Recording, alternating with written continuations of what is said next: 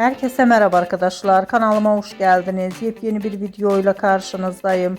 Arkadaşlar bugünkü videomuzda Türkiye'nin güzeller güzeli Ebru Şahin'den yepyeni görüntüler geldi. Ebru Şahin'in rengarenk görüntülerini sizler için YouTube kanalımda video halinde sunuyorum arkadaşlar. Umarım beğenirsiniz. Videomu beğendiyseniz kanalımı izlemeyi ve bildirim butonuna basmayı unutmayın. Şimdilik benden bu kadar olsun. Yeni videomuzda görüşmek üzere. Hoşça kalın.